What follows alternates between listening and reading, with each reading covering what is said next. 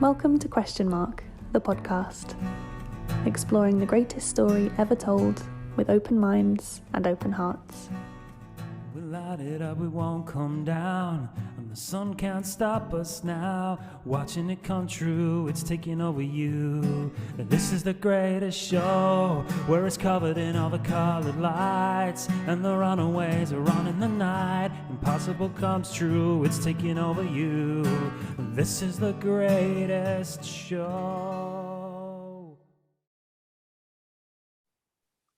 Hello everybody, welcome again to Question Mark, exploring the greatest story ever told, Mark's Gospel. And with me today is a real life bishop, Bishop John Arnold, the Roman Catholic Bishop of Salford. And I'll get him to introduce himself to you in a minute. For those who've never listened to this podcast, I just want to say, I think today you're in for a treat. We gradually, episode by episode, are looking at a passage from Mark's Gospel. I said it was the greatest story ever told, and I sincerely mean that. And all of my guests, I think, would agree. The more we look into this story, the more we realize how powerful it really is, how relevant actually it is to our modern world. So if you like what you listen to, do feel free to comment and to write into us. Subscribe, please, as well, and share this podcast with others. We'd like as many people as possible to get to hear this. Anyway, Bishop John Arnold. John, welcome. It's been great to begin to get to know you over the last few minutes. And I just wonder whether you can tell our listeners a little bit about yourself and what brings you to this moment in time where you're doing a podcast about Mark's Gospel. Very good. Thank you very much. I'm delighted to be here. About myself, well, I was born in Sheffield, in Yorkshire, a long time ago. But I was taught in school by priests and brothers of a religious order. I grew up as a Catholic in a Catholic family, but they very much impressed me. And when I'd finished my studies, which were in the law, I was going to follow my father into the law. I decided to try my vocation with these brothers. It didn't work out. That was just because I wasn't in the right place. There was nothing wrong with the congregation. I very much admire them. But I transferred. Then I was studying in Rome for the priesthood with them, and I carried on in Rome and was ordained priest for the Archdiocese of Westminster in London. And I came back and I was at Westminster Cathedral as a chaplain and hospital chaplain. And then I went to a parish in the north of London in Enfield, which was a wonderful experience and really enjoyed that for 8 years. And then I was drawn back to Westminster to work more in administrative parts of the church, and they made me an auxiliary bishop there. And then in 2014, I was assigned to the Diocese of Salford, which is really Greater Manchester and Lancashire. And I've been here because I've arrived in a time of considerable change in the church and certainly in the diocese. We had a very large number of priests, many from Ireland, and most of them have now retired. And we've got to reshape the diocese, and that's fallen to me to try and lead that restructure. But we're getting there. I also have, with the Bishops of England and Wales, I'm chair of trustees of an organisation called CAFOD, which is the Catholic Agency for Overseas Development. It's the way we try and partner with people around the world to help them to achieve sustainable livelihoods in some of the poorest nations. And I'm also the lead voice for the Bishops of England and Wales on the environment, which, as you can imagine, is pretty demanding at the time because we've got some urgent decisions that we need to make. I asked you earlier, didn't I, about whether you were at Glasgow. Would you like to tell our listeners a little bit about what your experience was of being there? Yes, I was delighted. I was invited by the Scottish bishops to represent the Bishops of England and Wales at COP26, and I was there for just about the whole of the meeting. And it was, in a way, I went there cautiously optimistic. We've got the science, haven't we? We know where we're going wrong and what we've got to do, and the urgency of it. And I met there some wonderful activists, a lot of young people who are very articulate about what they feel needs to happen. One thing that impressed me greatly was meeting other interfaith leaders, because we talked together, we prayed together, and certainly there wasn't a word in their prayers that I disagreed with. We were all understanding the importance of care for creation, and that we're guardians of creation, and we've got to come up with some really good ways of healing the damage that we've done to it. So the final decisions were, I have to say, rather disappointing. I don't think they had the urgency that we need. Given your position and your experience, would there be a message you would give to someone who's listening to this program about the whole environment? Is there anything that comes off the top of your head to encourage or indeed to advise us? Well, I think Pope Francis says this is a global question, and each and every one of us has a part to play. And it may seem that we've got trivial actions that we can do to, use less electricity, to use less water, to waste less food, to buy more local food. All these sorts of things we can do, and they will make an impact.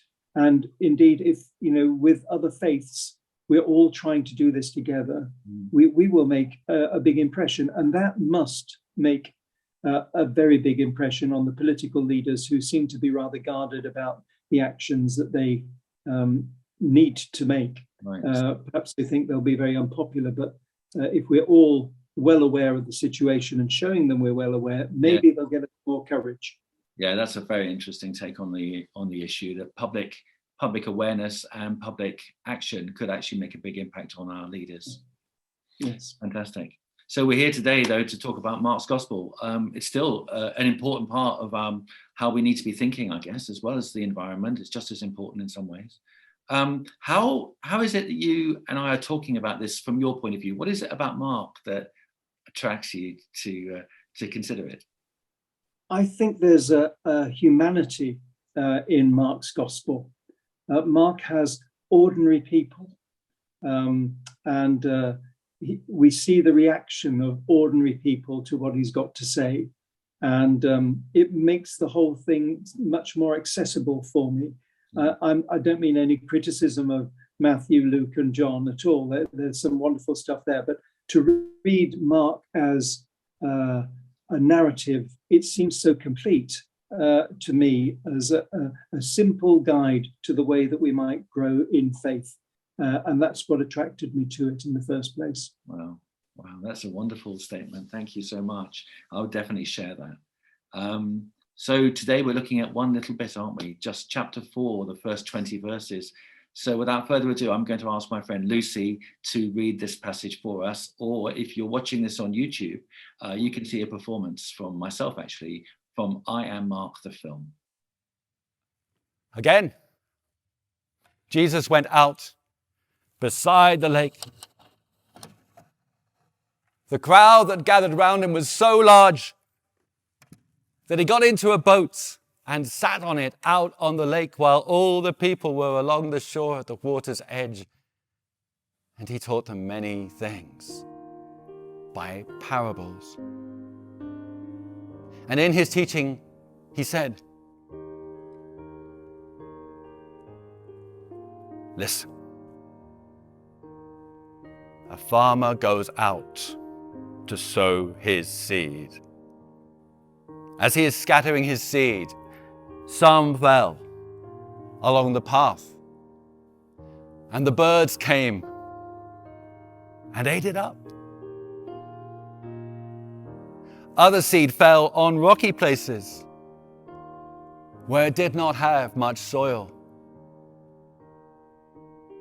It sprang up quickly because the soil was shallow, but when the sun came up, the plants were scorched and they withered because they had no root. Still other seed fell among thorns, which grew up and choked the plants so that they did not bear grain. Other seed fell on good soil. It came up, grew, and produced a crop, some multiplying 30, some 60, some 100 times. Then he said to them, "Whoever has ears to hear, Let them hear.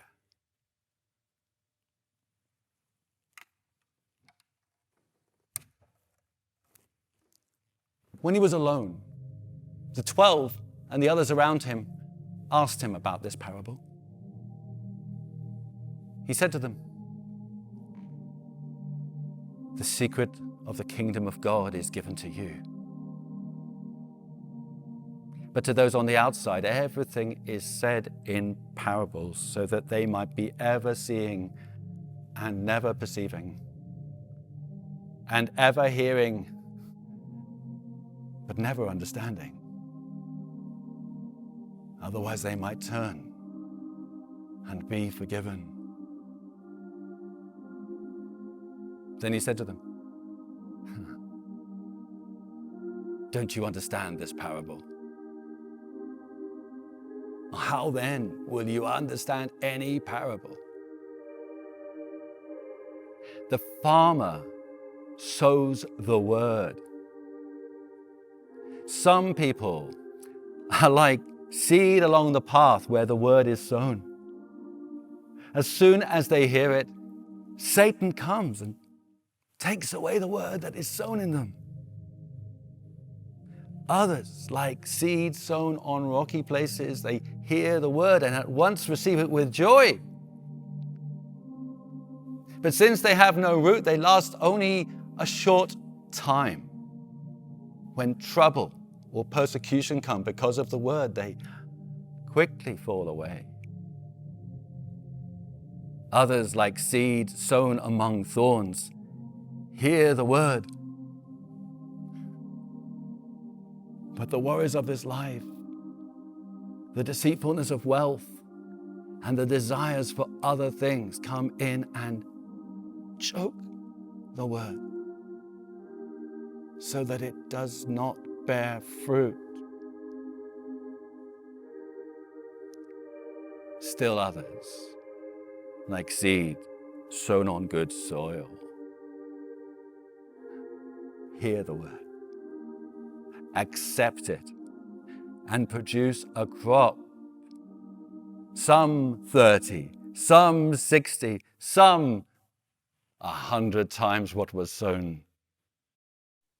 So there is the passage, and perhaps it's best to put it in some kind of context with regards to the rest of the story. Jesus has started his ministry. We know he's done some teaching, but actually I think this is the first really explicit look at what he would have been saying, perhaps. We're getting teaching in great detail here. So John, here it is. It's a famous parable, isn't it? A famous passage, the parable of the sower. I must admit, I've heard this passage being preached on many, many times, but I think for me, there's still that great fascination about what is it Jesus is on about. What would it have meant to Jesus to tell this story? What would it have meant to his disciples, I wonder? What is your thought on that? Well, for me, the beginning of chapter 4 is very important. As you say, he has been teaching before. Way back in chapter 1, he was teaching in the synagogue. But this is obviously a whole focus. This is where his ministry is now turning. And he begins with this remarkable story. If we imagine who's listening to him, all those people standing at the water's edge, they're probably, if they're not farmers themselves, they've got certainly family who would know all about what it means to sow seed. Yeah. And we've got to remember that the land in Palestine at that time were not the sort of the fields that we know in Kent and Dorset and Norfolk. It was very rough ground. You know, there's stones, there was some good soil, but this business of throwing the seed as far as he could, rather than planting it in furrows, he's casting it all over the place, and he knows that some of it's going to be lost, but where it does take root, there's going to be a wonderful harvest.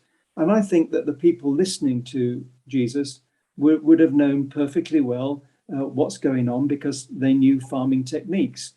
So he's starting off really in a straightforward way, telling a story, but there's the extra meaning behind it, which really complements his understanding of where people are and how they're going to understand it in terms of interpreting this story in their faith. And I think it also opens to us these wonderful disciples that I love very much in Mark's Gospel, because they're not really very bright at all, and they're very slow on the uptake, and they get things wrong, and they don't understand what's going on. And we see it here so clearly. They, after this wonderful parable, they come up and say, "What was that all about?" Yeah. And he has to explain it to them. Are they attractive to you because of their comic appeal, or is it something else that makes you drawn to them or warm to them? I think it's an honest reflection that they're human, that Jesus didn't choose a bunch of sort of academics who could sit down and discuss maturely exactly what Jesus was saying and understand the theology behind it. No, he chose these characters who, well, they're bickering among themselves. They don't listen to what he has to say. We see further on in the gospel, he has to tell them 3 times what's going to happen to him, and they're not even listening. Yeah. They're arguing about who's the most important among them. Yes. They're just wonderful characters who could be any bunch of people put together, randomly selected, and Jesus says, "These are the people who I want to be in my church. I've come for everybody." In other words, I've not. Go on. Sorry.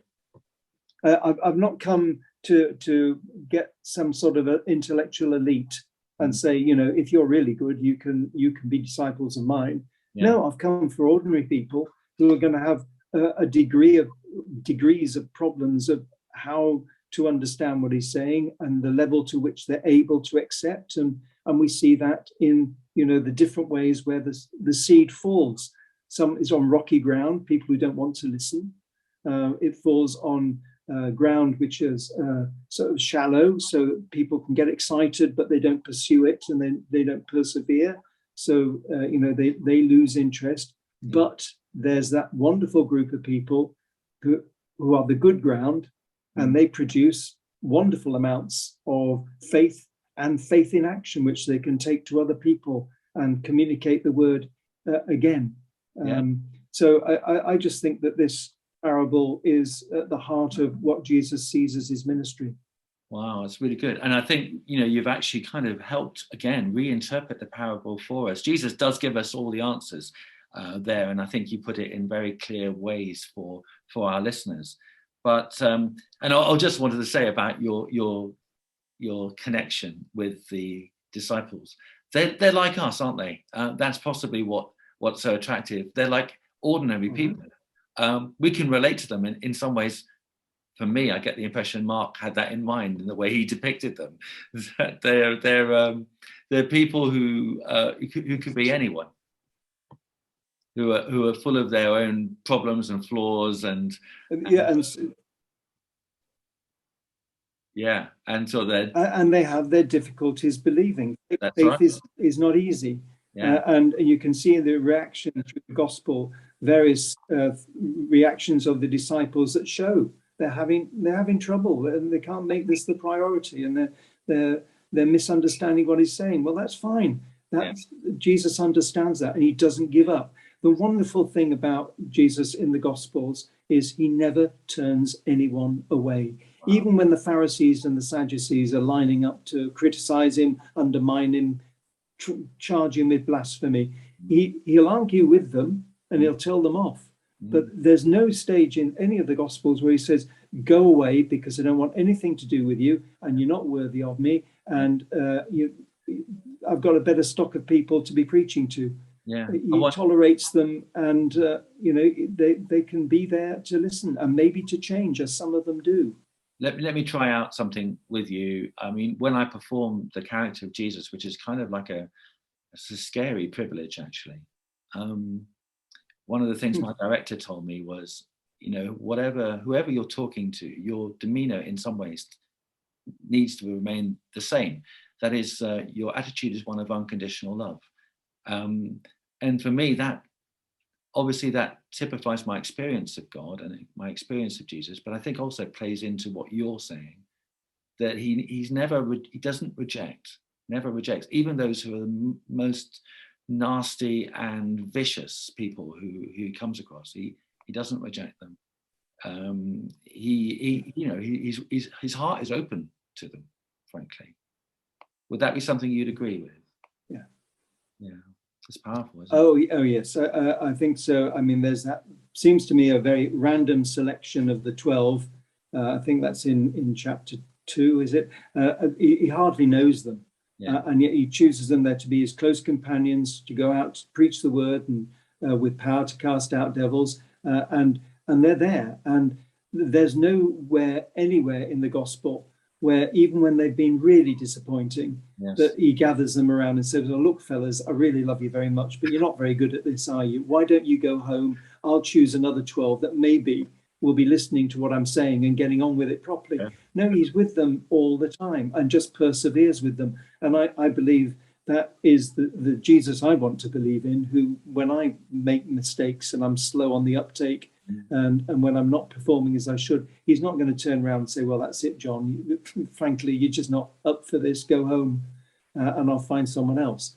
There's always that invitation, that understanding. Even when we see him get angry with them, as he does on a couple of occasions later in the gospel, where he has to sort of remind them, can you not remember? You're totally lacking in understanding, is one phrase that he uses.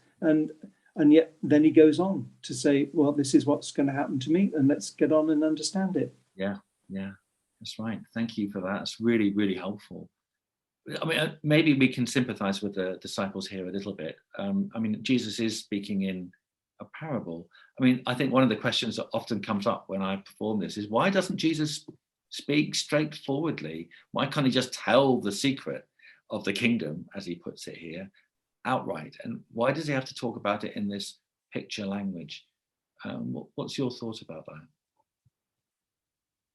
Well, two things really. I think one, that parables were very much a way of passing on information at that stage of history. The Jews were always very good at the storytelling element, where you combine the story with the knowledge behind it.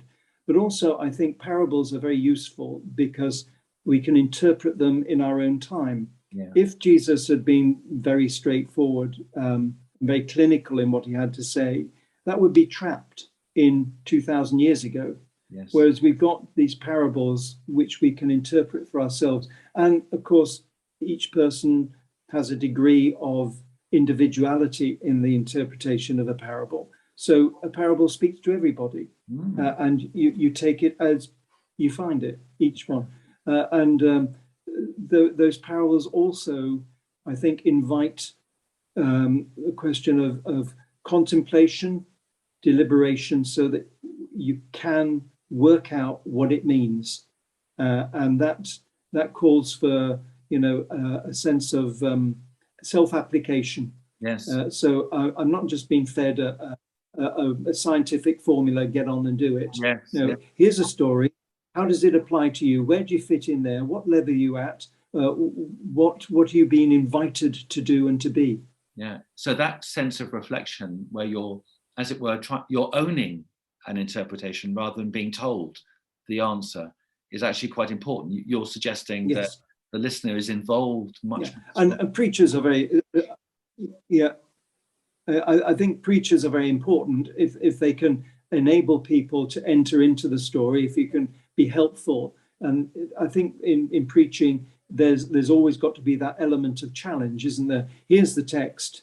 This is what I think it's about, but how does it apply to you? Can you be challenged by it? Yes. Because then the individual has to move in and say, well, how am I going to see this for myself? Yeah. Because it's written for me as an individual to help me take a step in faith. And I like the way, I mean, personally, as a former English teacher, I like the way that Jesus appeals to the imagination as much as he does to the intellect here, and in all of his parables. In other words, I think when we use our imagination, there are other sides to our personality that are being challenged or spoken to, aren't there? Apart from just the cerebral part of us, it's the emotions and the intuition as well. So he's speaking to us as complete human beings in that way. And there are degrees of understanding and knowledge, aren't there? Not just the, as I say, the kind of intellectual knowledge. There's also a heart knowledge as well.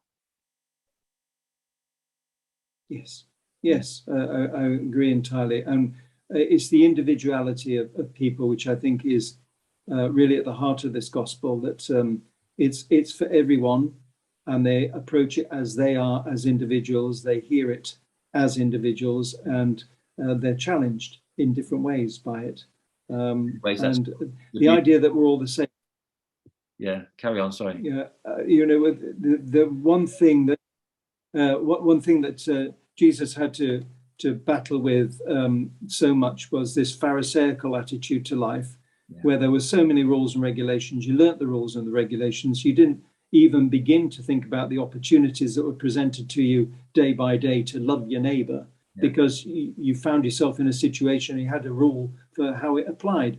And people, the Pharisees were no doubt very sincere and holy people who were doing their best, but they got it wrong because they'd taken humanity out of living the word, and they were just applying the rules. And that just made them very bland and rather disconnected from the idea of love your neighbour. Yeah, I do see that. I hadn't realised how, intensive that obeying the rules would have been for people in those days if they were trying to do that in the way the Pharisees suggested, almost to exclude normal human responses.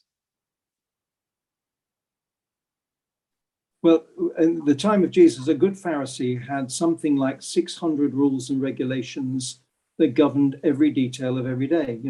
When you got up in the morning, how you washed, how many times you had to wash, when you had to pray, what prayers you had to say, who you could pray for, who you could not pray for, what you could eat, what foods you couldn't eat at the same meal, who you could speak to on the street and who you couldn't.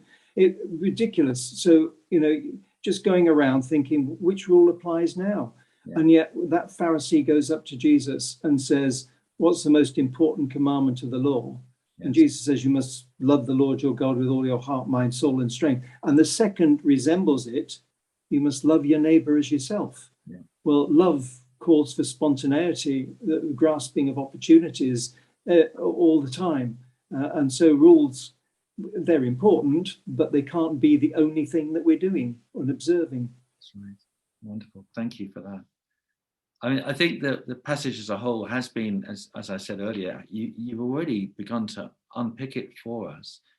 For me, it's quite interesting, however, to look at it in three different ways. And I wonder whether you had any comments on that. The first is thinking about it from the point of view of when it was first spoken. I mean, we're talking about Jesus's own ministry here. So one presumes that the sower here is Jesus himself. Mm-hmm. And and the impact he's talking about that the sower is making may well be a reference to how Jesus feels about his current situation, the impact among certain groups of people. So there's that part of it that's interesting. What was it? What did it mean for people at the time these words were spoken? But also the part of it which it appeals to me is, in 70 AD or thereabouts, when Mark first wrote this down for a Christian community somewhere, some say in Rome, others say maybe across the Jordan in the Decapolis area, wherever it may be. What would this have meant for them? Mark is not just recording data, historical data. He has his own kind of, as it were, spin on that. He has often a point to make, I think, in his gospel. So it's interesting for me just to imagine, if I can, what it would have been like and why would it have been particularly relevant for them. And of course, finally, as you were hinting at, each individual today will be looking at this passage. What's its kind of relevance for us today in the 21st century, as we're so divorced from the culture that Jesus belonged to. And yet has this passage still something to say to us that we desperately need to hear?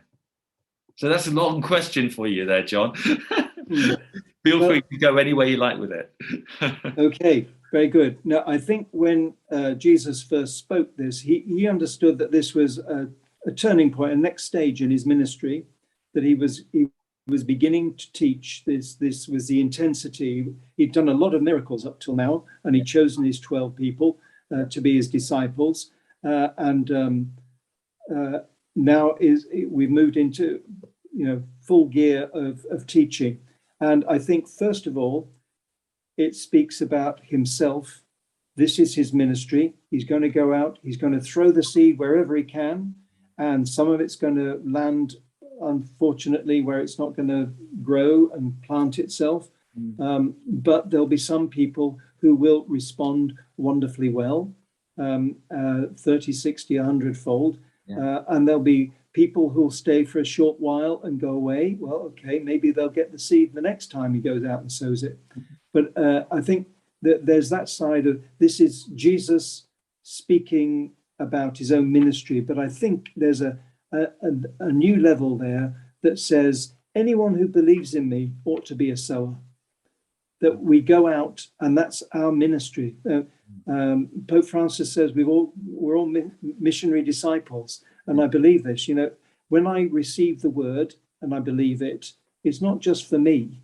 Yes. It's not something I can hold on to and internalize just for myself. I've got to go out and sow the seed. And in some places I'll be successful, but there'll be a lot of people who will say, "Oh, John, yeah, he's a religious fanatic, isn't he? Don't believe the word he says." But we go on doing it, and it's not just the one sowing. You go out and you sow every year. Every time, you've got to plant the seed and try again. And Jesus recognizes that faith is not something that is clinically sort of sold in a bottle and you buy it and you've got faith. It's different experience for everybody. But we go on with that generosity of throwing these great handfuls of seed so that at least some of them will engage this year, some next year, some maybe not for 10 years, but we won't, we've got handfuls of this stuff, and we're going to go on casting it in every direction possible and see where it lands. I think it's a very freeing description that you give us there. What I'm noting is that you're not closing the door on anyone who may not receive the seed initially in the first place. There's a sense in which you going out again another time might bring in the harvest. So you're not saying, okay, there are some people who are just definitely not going to listen. That's it. That's the end of the story for them. Is that what you're suggesting? Oh yeah, I think there various people at various stages of their lives. You might say to them, is faith of any importance? Absolutely no importance to me whatsoever. Can't have any time. But something may happen in their lives. Some might be the example of others. That softens them and makes them into that good soil that can receive the seed next time round. That yes, we never give up. You never know, and the gust of wind will blow the seed around the place too. So that we never give up on anybody. What you're doing is being very inclusive. Yet again, this is the second time I think I've used that word. And I think that the temptation in reading this passage is to be quite exclusivist in saying, oh, there are only a quarter of the people, or whatever it might have been, are any good. The others are rubbish. And we don't even have to think about them anymore. But let's think about the good ones. Your view is actually, no, this applies to everybody all the time in different phases of their lives. That's right. Yeah, and certainly in the gospel, although Jesus takes the disciples on one side on several occasions to give them a bit of extra tuition, because frankly they need it. They're not picking the stuff up quickly enough. He's always welcoming. He never turns people away, and his whole mission is out there on the street, isn't it? He's not just sort of in the synagogue on a Saturday for Sabbath. He's out there talking to people, inviting them. They're standing on the roadside watching him, and he invites them over and he cures them. It's all the time he's available to them. Because he won't reject anybody.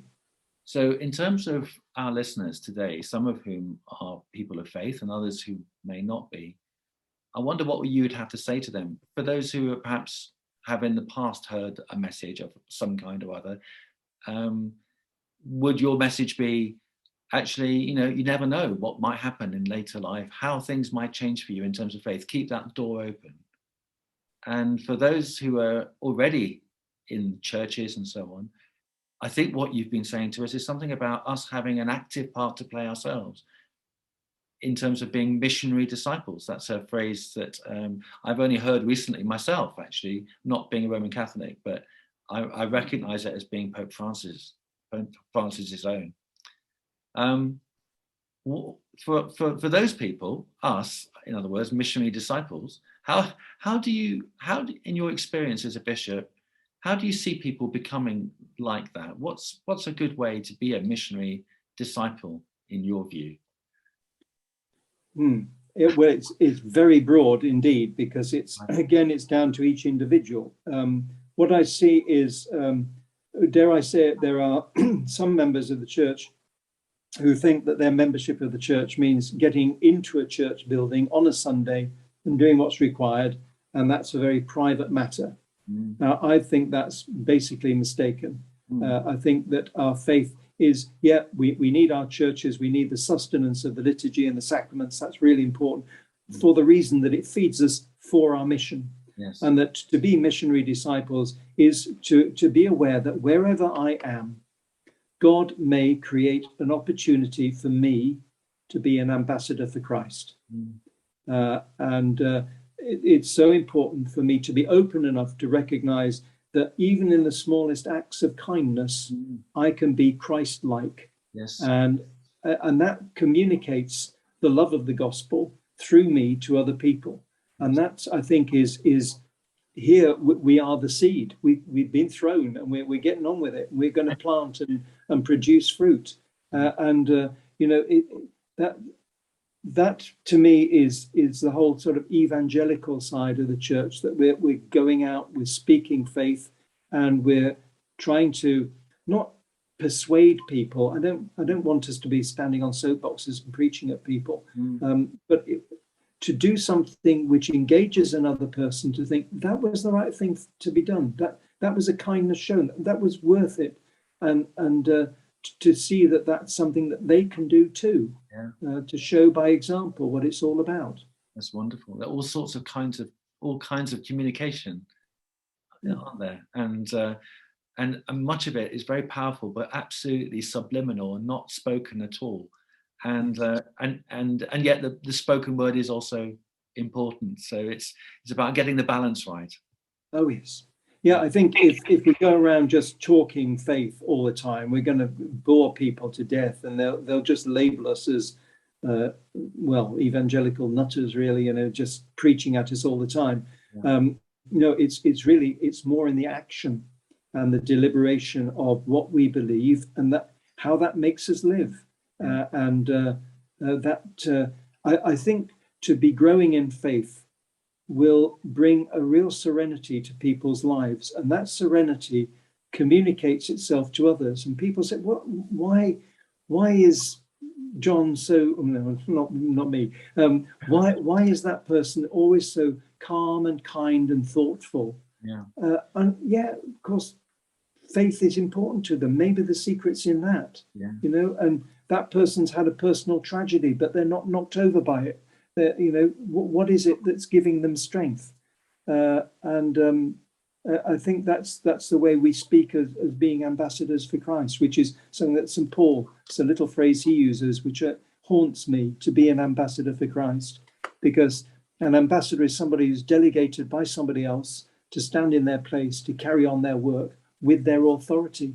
Yes. And that means that in faith, I've been delegated by Jesus Christ to stand in his place, carry on his work with his authority. That's frightening, but it's a wonderful challenge and a great privilege. Yeah, it gets you up in the morning, I've no doubt. Yeah, absolutely. Brilliant. So there are one or two bits here in this story, John, which I know that our listeners will be wondering about. One of them is about Jesus's kind of interlude, the bit in the middle between the parable itself and the explanation that he gives.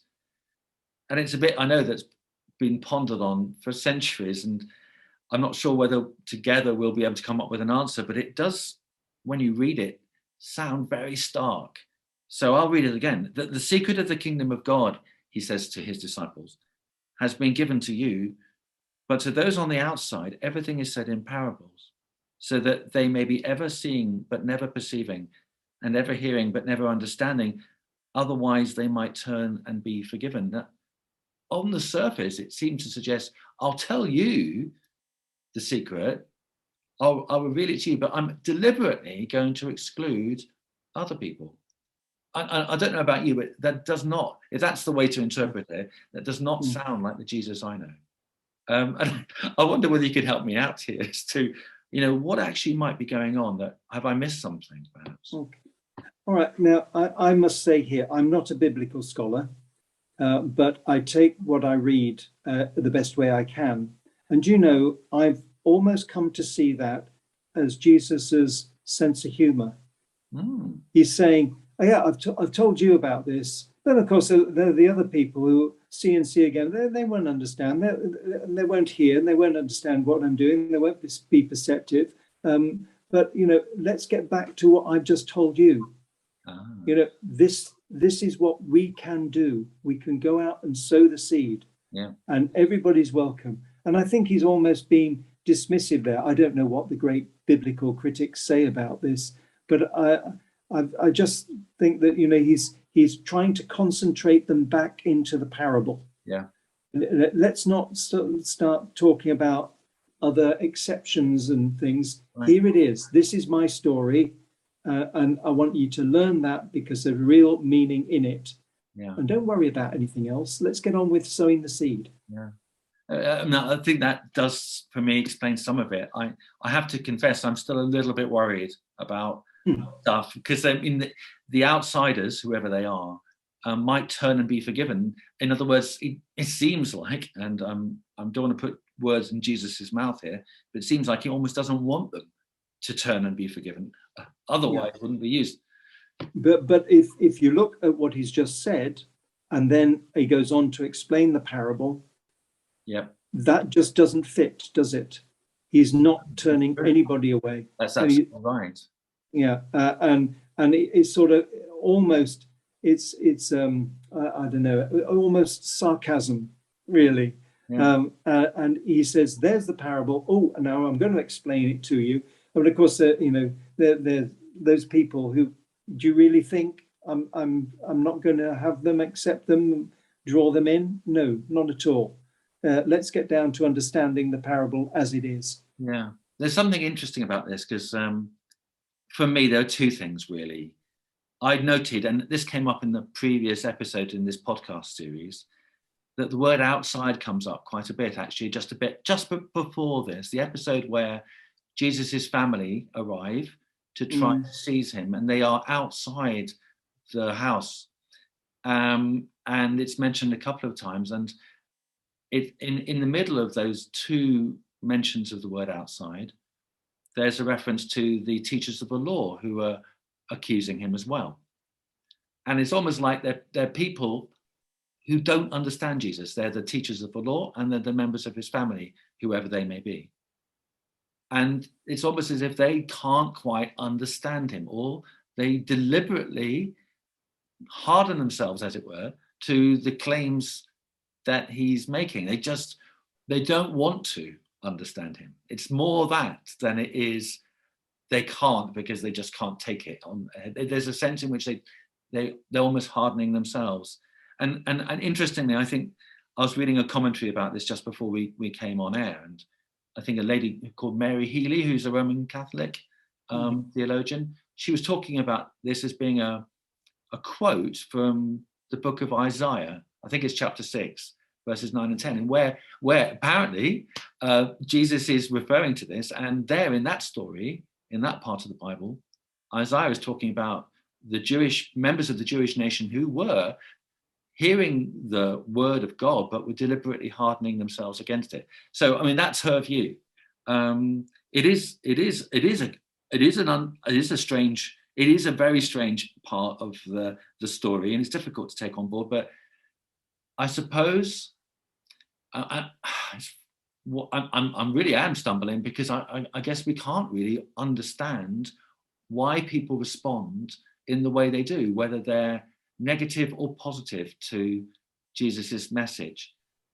And we don't know where the balance lies between free will and predetermination. Like, this is an age-old saga, but for me, I think there is an element of you have an opportunity. For some, you have an opportunity. In this case, perhaps the Jewish authorities, but there's a deliberate sense of I don't want to go along with this. I'm rambling a bit, John, but I'm hoping you'll pick up something of what I'm talking about. Yeah. I think people are at different stages, aren't they? And when it comes to Jesus's family, it says just before our passage that they set out to take charge of him, convinced he's out of his mind. Yeah. Well, if you try and see it in the context that here's a guy, a carpenter's son, they think, who's going out, suddenly becoming the local celebrity, doing extraordinary things, and they must have been quite worried about him because he could be interpreted as being anti-Roman and all that, and anti-Pharisee, and that he could get into big trouble. Yeah. And there's a wonderful sort of sense of compassion that they want to look after him. They're not in the right place probably to be understanding yet what he's doing, but he's not abandoned them. By any means, he's getting on with what he has to do. And very often the prophet does stand out alone and has to take steps away from the familiar, because that's the role of the prophet, and to be showing us a way that many, even good people, don't understand. I mean, I'm sure the love of his family was real, and they were worried and frightened for him. And so we get this idea that they've got to go out and protect him because they think he's out of his mind. And with other people, I believe that the Pharisees essentially were sincere and good and holy people. They got their interpretation wrong and gone in the wrong direction for rules and regulations. But they must have felt very threatened by Jesus, and it's going to take time. So possibly when he's sowing the seed, this is where some of the seed falls on rocky ground. And then there'll be other people who are thinking, well, yeah, there's something in what he's saying, but they can't take it in and can't absorb it. So they're the shallow soil. They like it for a while, but actually they can't make a commitment to it this time. And maybe it's going to be next time that they're going to be the rich soil. So we go on. It's a whole process. It's not one-off. I love that. That's really, really helpful. And it's so worth reiterating. One aspect of the story we haven't looked at is the bit where it talks about the seed that is sown among thorns. In verse 18, it says, "Still others, like seeds sown among thorns, hear the word, but the worries of this life, the deceitfulness of wealth, and the desires for other things come in and choke the word, making it unfruitful." That's a very powerful statement, isn't it? Can you talk about that a bit? Yeah, well, I think we're all confronted by that, aren't we? We've got so much going on around us. We've got so many sort of temptations to materialism and the great retail dream of I've got some stuff and I want more. And we can easily be distracted. And I think that's what we're talking about here, is the distractions that are around us in our prosperous world. Well, where we live, it's prosperous, and we can be distracted. I mean, we look around us, we've got people sleeping on our streets, but we're not noticing them because we're concerned to go out and do the shopping we want and get what we need. And I think that these are the thorns that grow up and choke what we should be doing. Yet we've got the idea of faith, but we're not creating that sense of freedom to allow ourselves to develop it. It gets choked by just the other seeming priorities of our lives. That very reminiscent of my favorite Catholic saint, Saint Ignatius, who would talk about spiritual freedom in exactly that way, that we can be taken over, as it were, by other concerns, our desire for power, prestige, for money, for material possessions. Anything can be taken to extreme, actually, so that God's word and the importance of living for him and for love is kind of squashed. Yes. Yeah. Yeah. It's something we all need to be watching out for. This is, again, All the time. all the time. Yes. Wow.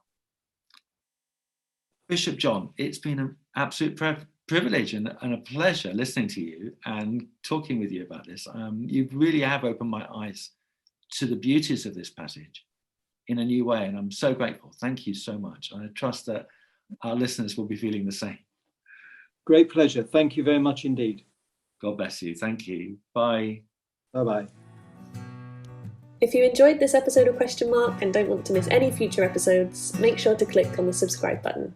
This also means other people can find the podcast and join the conversation. We'd also love if you could leave a review so we know what was good and what we can improve for future episodes. Join us and our special guest next time, where we'll continue to explore the greatest story ever told together. If you want to get involved with the podcast or have any questions or comments in the meantime, please do get in touch using the I Am Mark social media channels. We'd love to hear from you. We light it up, we won't come down, and the sun can't stop us now. Watching it come true, it's taking over you. This is the greatest show, where it's covered in all the colored lights, and the runaways are on in the night. Impossible comes true, it's taking over you. This is the greatest show.